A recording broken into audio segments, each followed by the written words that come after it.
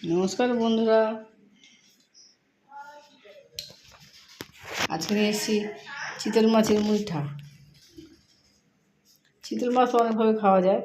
চিতল মাছের টুকরাগুলো নিয়েছি, এখানে থেতো করে নোড়া দিয়ে থেতো করে করে এই মাছের এগুলো মাংসটা বার করে দিয়েছি। কাঁটাটা বেছে নিয়েছি, এর মধ্যে একটা ডিমটা ফেটিয়ে নিলাম। একা করে মশলা দিয়ে দেবো, হলুদ দিয়ে দিলাম,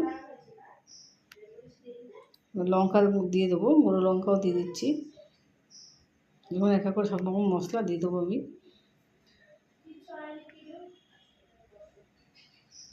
এর মধ্যে পেঁয়াজ, টমেটো, আদা, রসুন সব একসঙ্গে আমি পেস্ট করে নিয়েছিলাম, সেটাকেও দিয়ে দিচ্ছি আমি।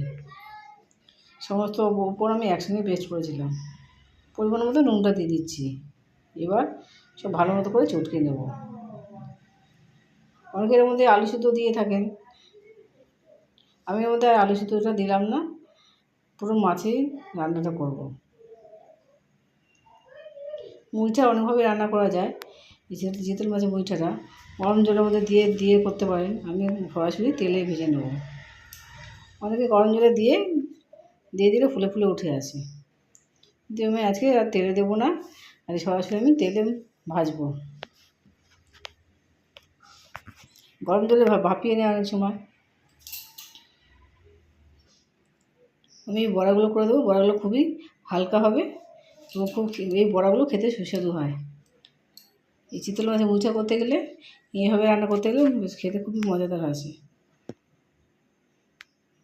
বাড়িতে একবার এরকম করে রান্না করে দেখবেন। এর আগেও আমি চিতল মাছের মুইঠা রান্না করেছি, অন্যভাবে রান্না করছি, বা আজকে এবার আবার অন্যভাবে রান্না করলাম। বিভিন্নভাবে রান্না করা যায়। ভালো করে ছাকা তেলে এগুলো বড়াগুলো ভালো করে ভেজে নেবেন।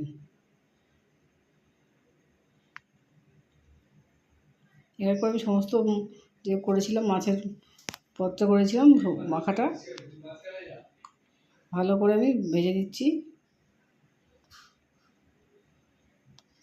বাড়িতে আপনারা এভাবে বানিয়ে দেখুন।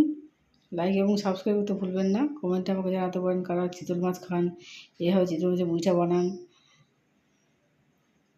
বাঙালিদের প্রায় ঘরে এগুলো অনেকেই এভাবে চিতল মাছের মুইঠার মা ঠাকুমার আগে বানিয়ে থাকতেন, তাদের থেকে শেখা।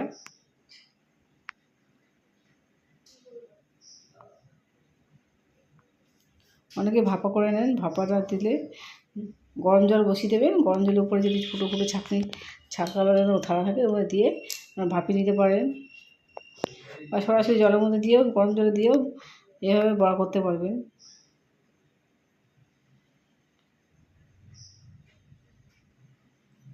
এখানে আমি বড়াগুলো ভালোই হয়েছে, এগুলো কড়া করে ভেজে নিয়েছি।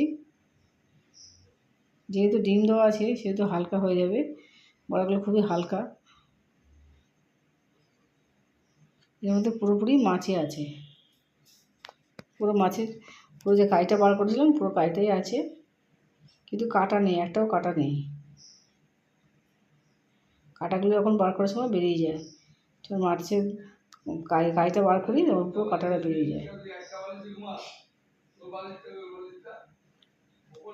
ভালো করে আমি ছেঁকে বড়াগুলো সব তুলে দিলাম।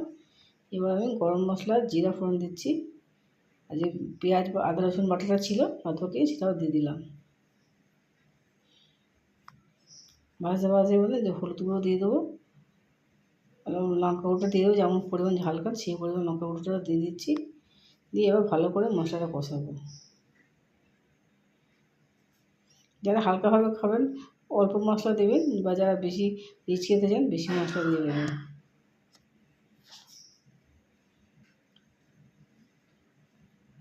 পরিমাণ মতো নুনটাও দিয়ে দিলাম। ভালো মতো কষানো হয়ে গেলে জল দিয়ে দেবো। জলটার পরিমাণ মতো দেবেন, যতটা বড়াগুলো সিদ্ধ হতে যতটা পরিমাণ জল লাগে ততটা পরিমাণে দেবেন। একবার বেশি জল দেবেন না, আবার কম জলটা দেবেন না। ঝোলের মধ্যে যাতে বড়াগুলো ঢুকে যায় সেই পরিমাণ জল দেবেন। ঝোলটা ফুটে উঠেছে আমার। এবার আমি যে বড়াগুলো করেছিলাম চিতল মাছের মুইঠা যে করেছিলাম সেগুলোকে দিয়ে দিচ্ছি। ভালো মতো করে এগুলো সিদ্ধ করতে হবে, এবার মচমচে হয়ে যায়। নরম হয়ে মচমচে বড়াগুলো নরম হয়ে আসবে, ঝোলে ডুবে নরম হয়ে আসবে।